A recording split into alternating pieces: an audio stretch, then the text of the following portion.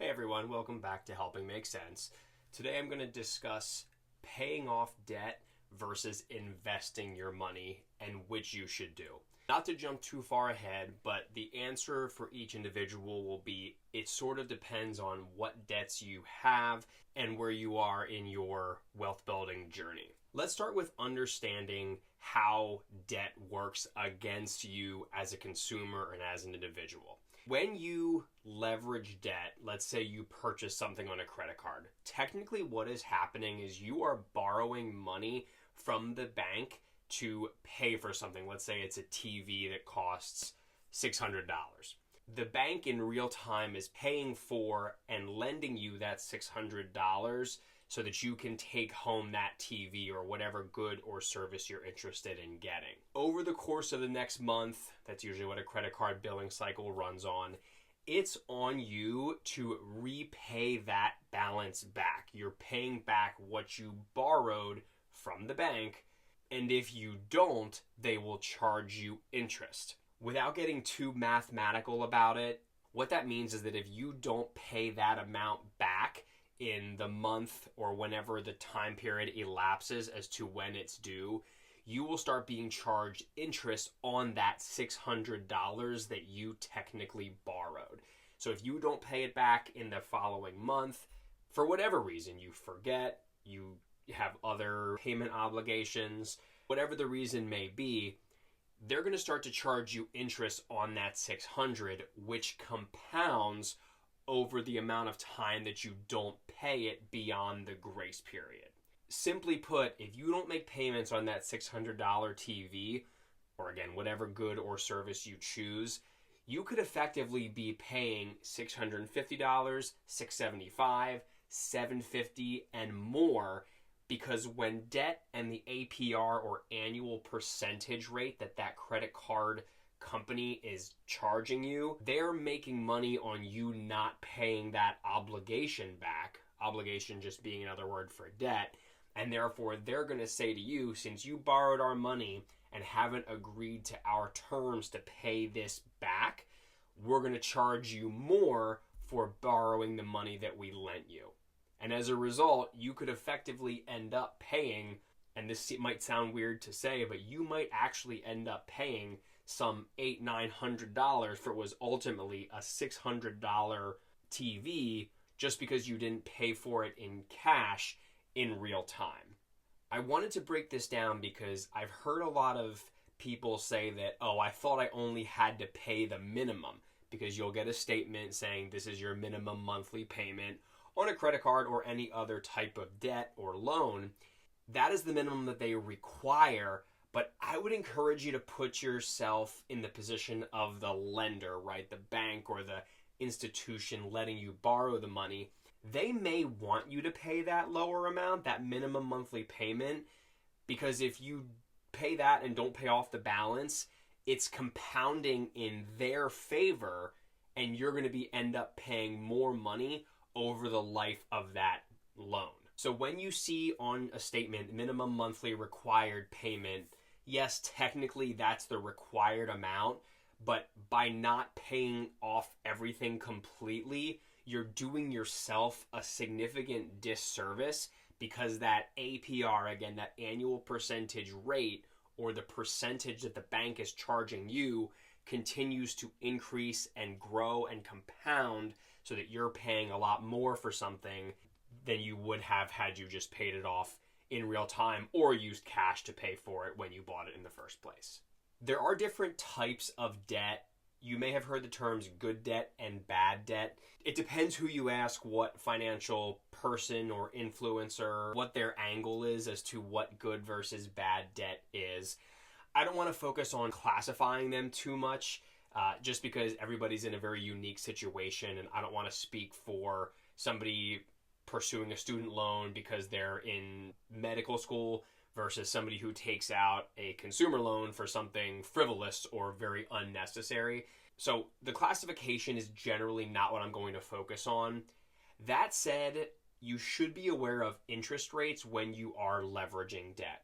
Typically speaking, credit cards and personal loans or consumer debt have the highest percentages or APRs meaning they're going to charge you the most for borrowing their money. We used the credit card example earlier, and those types of lending will be the highest percentage, meaning you're paying the most to borrow the money. If you use a vehicle, you may also have a car loan.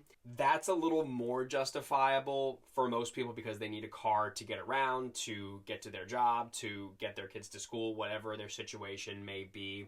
Student loans are another pretty common for anybody who went to college or beyond. Student loans are pretty necessary for the majority of the population. The percentages on student loans are generally a little lower because they're issued by the government. They want to incentivize people going to school. That doesn't mean you should take a loan if you can pay cash. Cash is generally king when it comes to just avoiding debts in their entirety. Again, this is for most people, but student loans are oftentimes something that are necessary for most people going to college. And then the last kind of major category of debt would be a mortgage, right? Money you borrow from a bank to pay for your home so you have a place to live. The supermajority of people who have homes will have a mortgage, at least to start off. Generally speaking, for a variety of reasons, I believe it's good to pay off as much debt as possible. I understand that there's a lot of debts that maybe the percentage is lower or you need them and don't have the capacity to pay them off. We can talk about how to balance paying off those debts versus investing or using your money for other purposes. But just keep in mind that when you borrow money, meaning you're not paying for something in cash yourself, whenever you borrow money from any type of bank, lender, institution, etc., you are paying money to use that money. You are paying more than what you are getting for the use of that money. Yes, you might be saying, I pay it off every month, or I'm always paying the minimums. Again, those are good habits to ensure that you're implementing from a financial behavior perspective, but that doesn't mean that you should just because you can. You may have heard of the debt snowball, which is a debt payoff technique popularized by Dave Ramsey, a very prominent financial personality across the US. What the debt snowball is a debt payoff technique by which you pay off the lowest balance or the lowest principal debt first, and then the next lowest, and so on until all your debts are paid off. The concept behind this, which I believe to be very powerful, is the psychological victory. So let's say you have debts for, let's say you have a $2,000 credit card, a $5,000 personal loan, and a $10,000 car loan. When you pay minimums on each of those, which is required, which you should do to avoid additional interest and penalties, any extra cash you have at the end of the month, you can put that towards, as much as you can, towards the lowest principal, so that when that lowest principal is paid off, and again, that $2,000 in this example is eliminated, you can now continue the minimums on the $5,000 and the $10,000 loans, but now you can put all the surplus on the $5,000 loan plus what was the payment for the $2,000 loan. What happens and why it's called the snowball is because you build momentum. You're able to eliminate this debt. You feel a victory. It's empowering. You've eliminated that burden from your life. Now you can shift gears to the next biggest debt in this case and pay off the $5,000 more aggressively. And then when that's eliminated, now you have the minimum payments from the $2,000, the $5,000, and the $10,000, all going to the $10,000 plus any other cash you can put towards it until that debt is eliminated as well. Another term you might hear when it comes to debt payoffs is the debt avalanche. The debt avalanche gives us this idea that you pay off the debt with the highest interest rate first. Mathematically, this is most likely the most prudent approach. Going back to the numbers earlier, the $2,000, the $5,000, and the $10,000 loan, let's say that you're paying 5% on the $2,000 and the $10,000 loans, but then 10% on the $5,000 loans. For example purposes, the $5,000 loan is the highest rate. The debt avalanche would suggest that you pay off the $5,000 loan as quickly as possible while still making minimum payments on all of them. So mathematically, this would be the most efficient approach if you can stick to it and adhere to the budget strictly and put any extra surplus towards the highest interest debt. Once the $5,000 loan is eliminated, then you can go to the next highest interest rate and so on until all your debts are eliminated. Another thing to keep in mind when paying off debt is what could you do with the cash that you earn every month and have if you didn't have payments. That's a very powerful ideology to live by, that if you can kind of picture yourself with no car payment, no credit card minimum payment, no personal loan payback, etc., you now free up so much cash to live your life, invest more, go on trips, maybe indulge a little bit, so long as it adheres to your budget and you're still living within your means. But you've probably heard so many people say, after all my payments at the end of the month, I have no money left over, or it feels like I have no money left over. Paying off your debts is a really good way, even though it's not always fun, right? Because all of your money is going to this bank for this credit card, or this student loan lender, or wherever you borrowed money from. But if you're able to pay off these debts, and again, Dave Ramsey, who I mentioned earlier, big proponent of this, and there is a lot of power in it, that when you can eliminate all that burden and all those debts, you now have cash to, again, invest, do other things. When it comes to using that money for investing, that's one opportunity that you have. So you have freed up cash from paying off your debts. You have few to no payments or obligations that you have on a monthly basis. Now you can put that money towards investing. I did make a video or two already about investing, so feel free to check that out if you're curious as to what you should invest in. But to kind of get us to the main discussion on this video, should you pay off debt or should you invest? For most people, most of the time, and again, I wouldn't apply my advice to everybody or my thoughts to the masses at large because everybody's situation is unique. However, generally speaking, the answer is paying off your debt. Now, if you have a mortgage, you need that for your home, of course. Very few people can afford to pay cash for a home, so it's understandable that you have that, and you can still invest before or while paying off your mortgage.